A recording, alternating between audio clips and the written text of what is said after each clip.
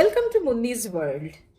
আমার মতো যারা প্রবীণ বয়সে এসে পৌঁছেছেন, আজ আমার সঙ্গে একটু কিশোর, তরুণ বা যৌবন বয়সে ফিরে চলুন দেখি। জীবনটা তখন এত জটিল ছিল না, তাই এত রোগ ভোগও ছিল না। দুপুরের খাবার থালায় একটা বিশেষ স্বাদের পদ থাকতো। কি বলুন তো? আরে তেতো। তেতো খাওয়াটা প্রত্যেকের জন্য বাধ্যতামূলক ছিল। কত রকমের তেতো পদ! নিম বেগুন, কচি নিমের ঝোল, নিম পাতা ঘি দিয়ে ভেজে সঙ্গে আলু সেদ্ধ, পেঁপে সেদ্ধ সঙ্গে নিম পাতা ভাজা, নিম পাতা শুক্তো, নিম ফুলের বড়া, উচ্ছে সিদ্ধ করলা ভাজা, করলা, লাউ আর সজনে ডাঁটা দিয়ে মটর ডাল, গিমে শাকের বড়া, মেথি শাক ভাজা, মেথি শাকের ঘন্ট, হিঞ্চে শাক সিদ্ধ আর আলু সিদ্ধ দিয়ে ব্রাহ্মী শাক, আরও কত কি! সমাজের সমস্ত প্রবীণ মানুষদের জানাই সশ্রদ্ধ প্রণাম, আর আমার প্রিয় সাবস্ক্রাইবার এবং দর্শক বন্ধুদের জানাই আন্তরিক প্রীতি, শুভেচ্ছা ও ভালোবাসা। তখন খাবারের থালাটা অন্যরকমভাবে সাজানো হতো।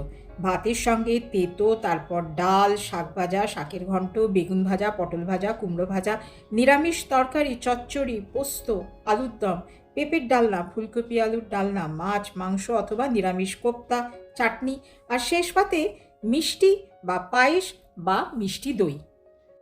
আমরা বোধহয় খারাপ ছিলাম না। আর এখন তো থালা নয়, প্লেটে খাবার সাজানো হয়। আমিও সবাইকে জ্ঞান দিই, প্লেটটা 4 ভাগ করবেন। 1 ভাগ কার্বোহাইড্রেট, 1 ভাগ প্রোটিন, 1 ভাগ সবজি আর 1 ভাগ স্যালাড। জীবন, খাবারের থালা সব জটিল, কমপ্লিকেটেড হয়ে যাচ্ছে। সহজ করে দিই, রোজ দুপুরের খাবারের শুরুতে একটু তেতো খাবেন। কেন, কিভাবে, কি খাবেন? তাহলে চলুন আজকের খাবারের প্লেটে 2 ধরনের তেতো খাবারকে বেছে নিই: করলা বা উচ্ছে এবং নিম পাতা। প্রথমে নিম পাতার কথা বলি। নিম গাছের প্রতিটি অংশই ঔষধি গুণ সম্পন্ন। আজাডিরেকটিন, নিম্বিডিন, ফ্লেভোনয়েডস ইত্যাদি সমৃদ্ধ, যা নিমের অ্যান্টিফাঙ্গাল, অ্যান্টিব্যাকটেরিয়াল এবং অ্যান্টিভাইরাল গুণের জন্য দায়ী। 2, নিম পাতা হজম শক্তি বাড়ায় এবং রোগ প্রতিরোধ শক্তি বাড়ায়, শরীরের টক্সিনস দূর করে। 3, অ্যান্টিঅক্সিডেন্ট গুণে সমৃদ্ধ, তাই অকাল বার্ধক্য রোধ করে, ত্বকের ঔজ্জ্বল্য ও সুস্থতা বজায় রাখে, বার্ধক্যজনিত ক্ষয় রোধ করে, প্রদাহ কমায়, ফলে ব্যথা, যন্ত্রণা ইত্যাদি থেকে মুক্তি দেয়। 4, ত্বকের বিভিন্ন রোগ নিরাময় করতে পারে, যেমন ব্রণ, সোরিয়াসিস, এক্সিমা ইত্যাদি। 5, ঋতু পরিবর্তনের সময় সংক্রমণজনিত জ্বর, শরীরে ব্যথা, যন্ত্রণায় উপশম দিতে পারে। 6, প্রাচীনকাল থেকে দাঁতের সমস্যায় শুধু নয়, দাঁত ও মাড়ির সুস্থতা বজায় রাখতে নিমের দাঁতন বা নিমের নির্যাস ব্যবহার করার প্রচলন আছে।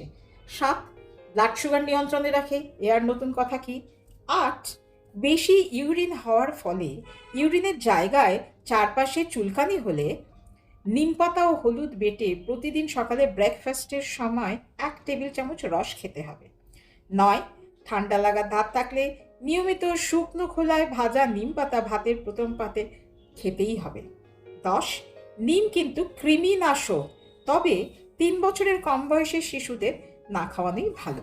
কচি নিম পাতা খেতে বেশ লাগে, কিন্তু সারা বছর তো পাওয়া যায় না, তাই সংরক্ষণ করতে হবে। কিভাবে? ডাল থেকে নিম পাতা ছাড়িয়ে ধুয়ে ভালোভাবে শুকিয়ে নিন। শুকনো কড়াইতে ঢিমে আঁচে কিংবা মাইক্রোওভেনে 4 মিনিট সেঁকে ঠান্ডা হলে গুঁড়ো করে ফ্রিজে কাঁচের বোতলে রেখে দিন। এবারে করলা বা উচ্ছের প্রসঙ্গে বলি। বিভিন্ন প্রজাতির করলার গুণাগুণ সাধারণভাবে বলি। করলা বা উচ্ছেতে থাকে carbohydrate, fibre, protein, vitamin C, vitamin A, folate, potassium, zinc, iron ইত্যাদি। কেন খাবেন? করলায় পলিপেপটাইড বি সমৃদ্ধ, যা ইনসুলিনের মতো রক্তে গ্লুকোজের মাত্রা কমাতে সাহায্য করে। তাই এক কথায় বলা হয় ডায়াবেটিসের রোগীদের সুগার নিয়ন্ত্রণে রাখে। 2, ভিটামিন সি সমৃদ্ধ, তাই রোগ প্রতিরোধ শক্তি বাড়ায়। 3, অ্যান্টিঅক্সিডেন্ট গুণে সমৃদ্ধ, তাই শরীর থেকে টক্সিন বের করে দিতে সাহায্য করে, ত্বক উজ্জ্বল রাখে। 4, লিভারের বিভিন্ন এনজাইম সিক্রিশনকে প্রভাবিত করে, লিভারের সুস্থতা বজায় রাখে। 5, এলডিএল বা খারাপ কোলেস্টেরল কমায়, ফলে হার্টের সুরক্ষা বজায় থাকে। 6, অতিরিক্ত ফাইবার সমৃদ্ধ, তাই দীর্ঘ সময় পর্যন্ত পেটটা ভর্তি থাকে, পরোক্ষভাবে ওজন কমাতে সাহায্য করে। তাহলে দুপুরে অ্যাপেটাইজারের তালিকায় নিম বা উচ্ছে রাখবেন তো? বাকি মেথি শাক, ব্রাহ্মী শাক, ডিমের শাক, হিঞ্চে শাক পরের কোনো পর্বে গপ্প হয়ে যাবে। কেমন? আপনাদের আজকের গপ্পটা কেমন লাগলো কমেন্ট বক্সে জানাবেন। আর লাইক, শেয়ার, সাবস্ক্রাইব করতে ভুলবেন না কিন্তু। পরের পর্বে আবার দেখা হবে। ওম শান্তি।